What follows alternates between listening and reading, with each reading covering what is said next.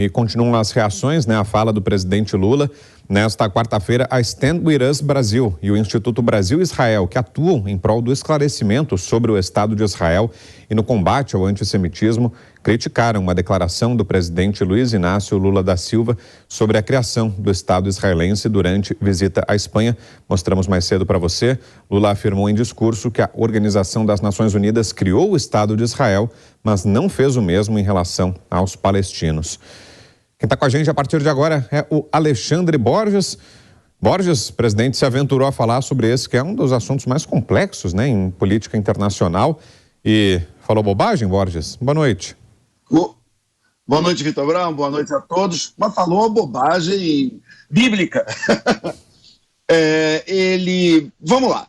Basicamente, primeiro, ele não devia estar se metendo nisso de novo, O Brasil com um monte de problema. Hoje, 3 CPIs foram iniciadas, o Brasil está em crise econômica, tem um monte de coisa para resolver, e ele enfiou na cabeça que ele quer ser um líder internacional, que ele quer Nobel da Paz, sei lá o que ele quer, e ele fica dando palpite onde não é chamado e falando uma bobagem atrás da outra, sussurrado por aqueles radicais da extrema esquerda da área internacional do PT. Na economia, por exemplo, Fernando Haddad está atuando de uma maneira mais moderada. Você tem alas do PT que no governo estão sendo mais moderados, mas esse pessoal da parte internacional é isso aí que, infelizmente, está constrangendo o Brasil toda hora.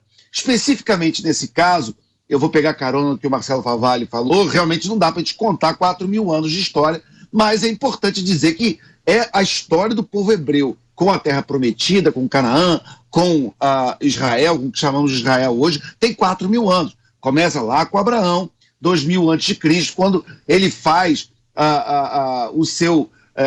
quando Deus promete a Abraão a Terra Prometida. Ele sai da cidade dele, de Ur, lá, que hoje é o Iraque, enfim, e ele vai e chega lá. Depois você tem Moisés, a 1.200 a.C., então nós estamos falando de 3.000 anos atrás, quando ele tira o povo escravizado do Egito e vai em direção, fica 40 anos no deserto, ele mesmo não chega, mas o povo acaba chegando. Enfim, é uma história que remonta até um pouco depois da crucificação de Cristo, ali mais ou menos pelo ano 70, que é quando o Império Romano destrói o Terceiro Templo e causa esse êxodo do povo judeu, que fica algo como 1.900 anos lutando para ter o reconhecimento do seu Estado histórico. Nunca houve, e isso é importante, vai ter gente gritando, mas nunca houve um país, Palestina. Isso é uma invenção. Palestina é o nome de uma região. Da mesma maneira que aqui no Brasil, você tem o Pantanal, você tem os Pampas, você tem a Amazônia. São nomes de regiões, mas isso não é um país, não tem um povo específico, uma língua específica. Tanto que a Palestina, que foi alvo da partilha lá em 47 e depois com o início do Estado de Israel em 48, a Palestina era todo mundo. Não tinha um povo palestino da maneira como muita gente quer entender hoje. Palestina era todo mundo que estava lá, árabes e judeus. Eram todos habitantes da mesma região e eram todos chamados de palestinos, porque estavam naquela região. É um nome que vem desde o tempo do Império Romano, enfim. Então, a ONU ela não deu uma canetada e inventou o Estado de Israel. Foi um consenso votado por mais de 100 países numa edição histórica, lá onde Oswaldo Aranha não apenas presidiu, ele foi muito importante na coordenação dos trabalhos, ele teve um papel realmente decisivo para que houvesse a aprovação e não existe o chamado Estado palestino hoje porque os árabes não aceitaram aquela partilha. Então isso também precisa ficar muito claro. Quando a ONU votou lá a criação do Estado de Israel, não foi apenas o Estado de Israel.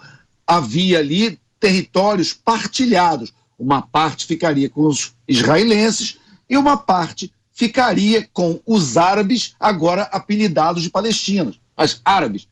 Começa uma guerra no dia seguinte ao início do Estado de Israel e não tinha na cabeça de nenhum daqueles países, Egito, Líbano, Iraque, Jordânia, nenhum daqueles países que entrou em guerra com Israel queria criar Estado palestino.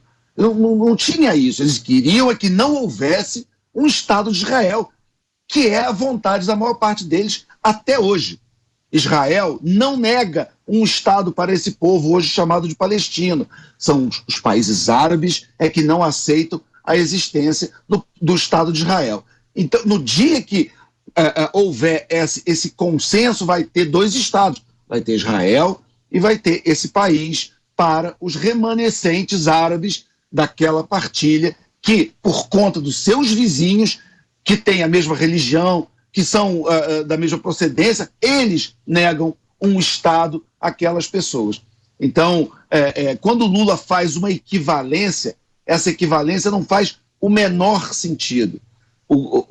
Israel tem o seu lugar histórico, esse povo está lá há 4.000 anos e não faz o menor sentido se falar em fim do Estado de Israel. É só seguir as resoluções que vêm sendo feitas pela ONU há 75 anos que não tem erro. Só para lembrar, se você aí em casa tiver curiosidade, abre a sua Bíblia no Salmo, dependendo da numeração 136 ou 137, você vai ver o canto dos hebreus de saudade de Sião, de Israel, no exílio babilônio. Então, lá eles já estão falando, os babilônios que tinham escravizado os israelenses pediram para eles cantarem as músicas de Israel, e eles falaram, não, longe da nossa terra a gente não canta, que a minha mão caia se eu vier a cantar. Isso foi escrito há 2.500 anos.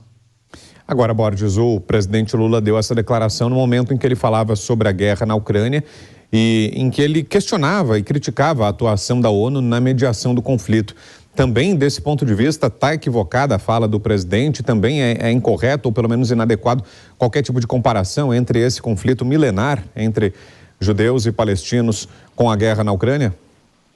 Claro, é uma comparação que não tem nem pé nem cabeça. Mas ele insiste numa tese, primeiro, que ele não quer voltar atrás, e segundo, ele está seguindo a orientação do bloco Rússia-China.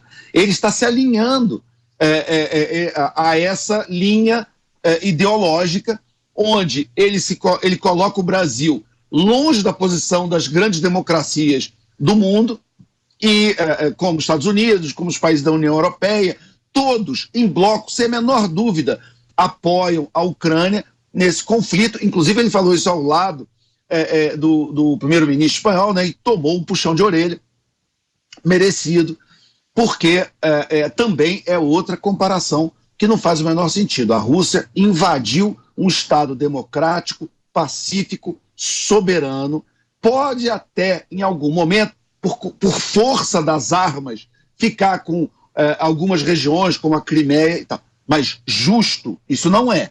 Pode ser que o mundo considere que não há como tirar a Rússia de lá, porque a Rússia, junto com a China, é um poder muito grande militar e seria a Terceira Guerra Mundial, e talvez fosse melhor entregar a Crimeia do que começar a Terceira Guerra Mundial. Mas isso seria um cálculo pragmático, não moral, porque moralmente a Ucrânia foi invadida e seus territórios roubados.